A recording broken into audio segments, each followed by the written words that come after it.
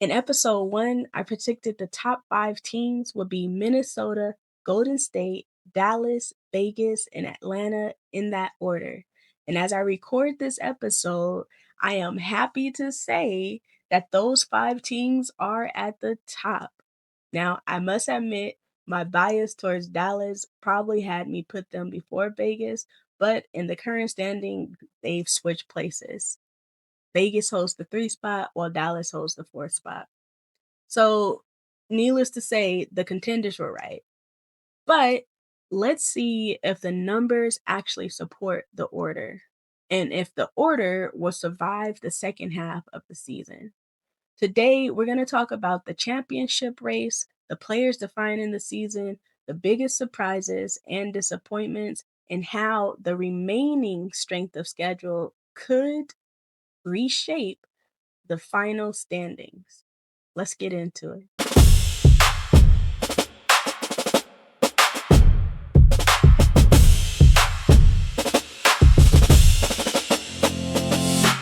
Welcome back to WGB Hoops, where women get buckets and we talk about it.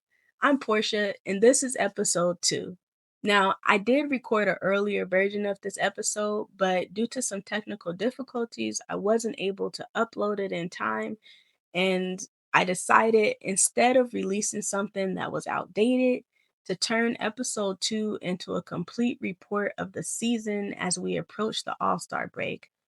Really, the timing has worked out because we've now seen enough basketball to separate the real contenders from early season momentum. We have a clear MVP, a clear Rookie of the Year favorite, and significant separation that's developing between the top four teams and the rest of the league.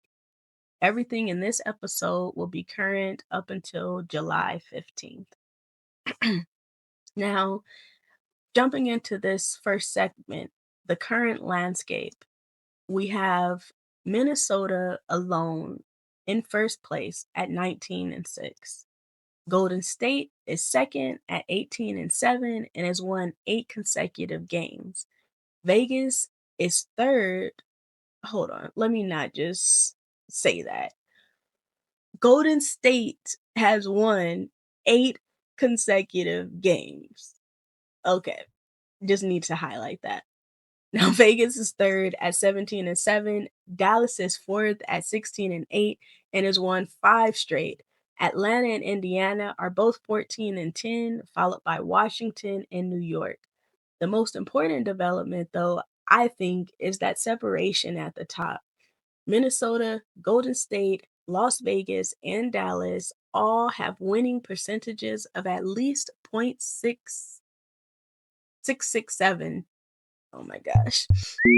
No other team is above .583. So rather than spending this whole episode talking about the team's records, I want to focus on what matters most. Which team of the top four teams is actually built to win a championship? Which teams below can make a second half run?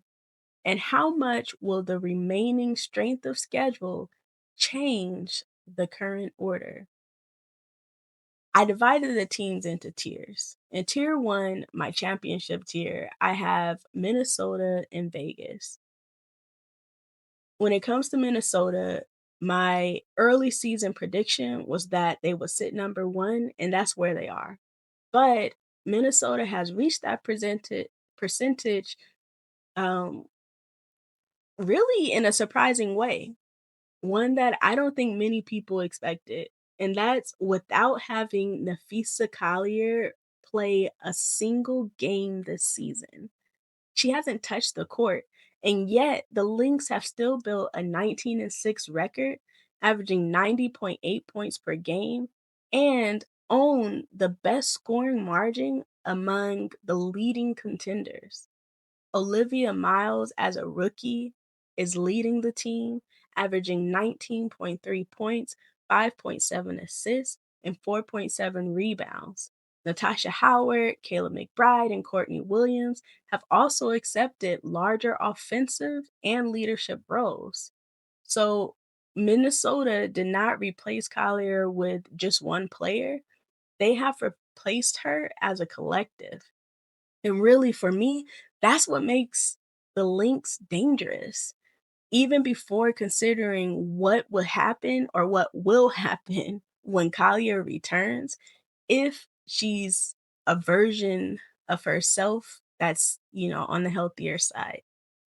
Now, Vegas is the team I underestimated, again, probably because of my bias, because I placed Vegas fourth, but they're actually third and remain close enough to challenge for the number one seed. The biggest reason is Asia Wilson, and that's really no surprise to any of us.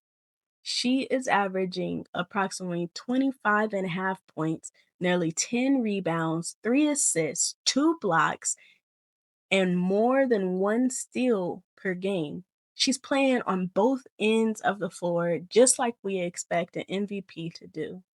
So, Minnesota might have the deeper team, but Las Vegas has a player that many of us would trust when a playoff possession becomes difficult.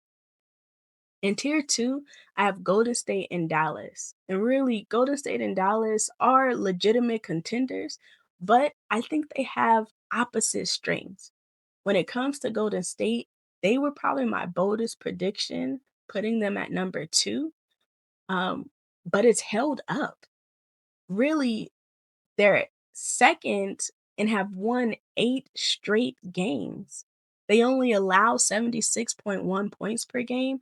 That makes them the best scoring defense in the WNBA by a wide margin.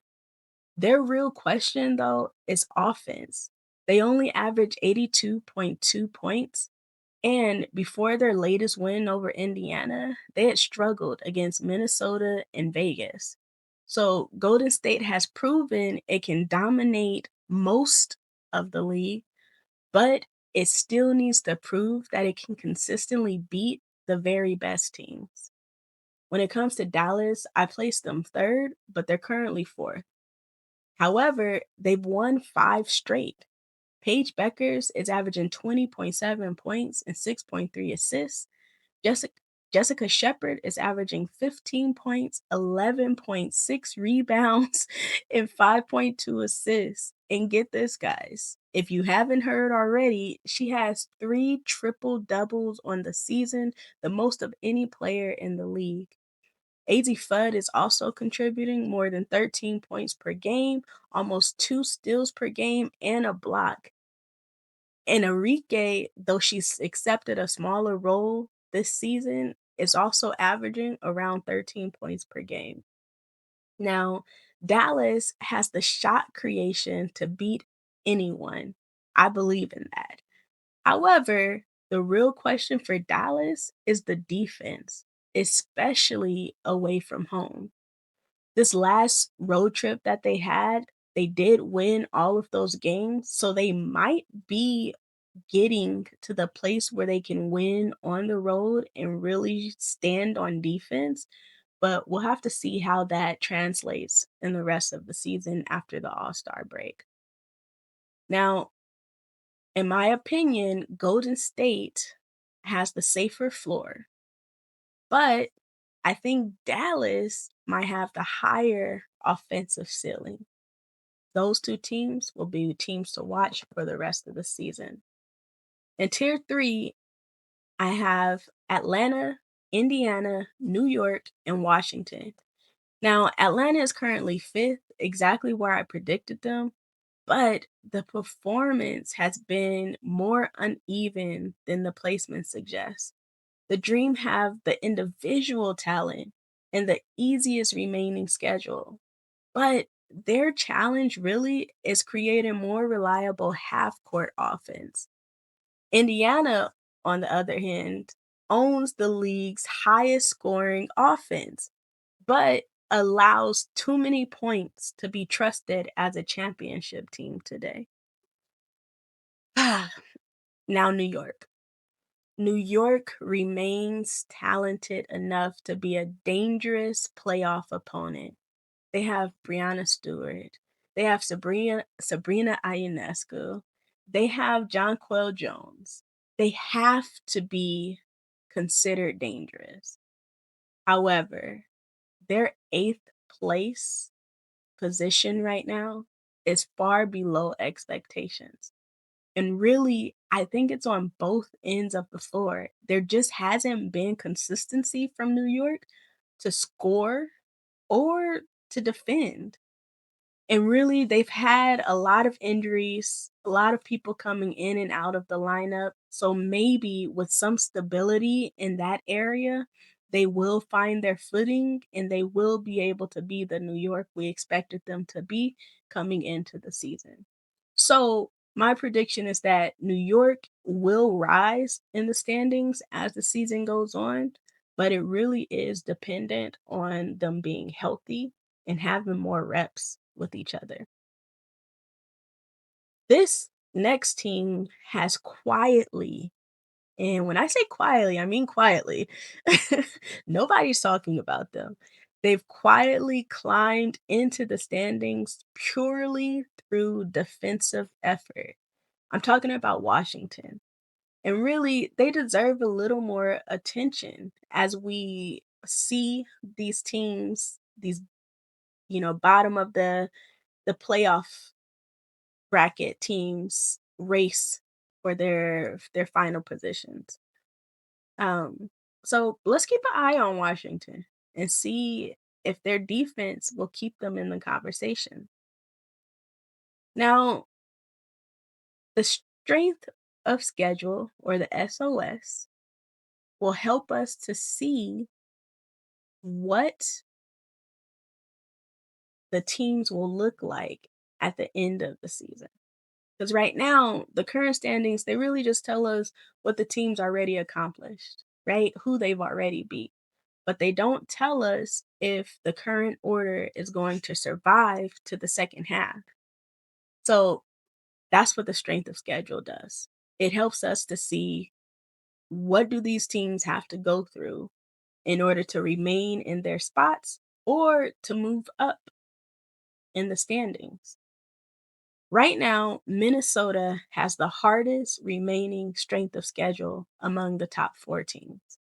Then we have Golden State, Vegas, and Dallas having more favorable paths, playing their last games will be against easier or lower ranked opponents. Atlanta actually has the easiest remaining schedule in the league and thus the most potential for moving up in the standings. So, why do I mention this?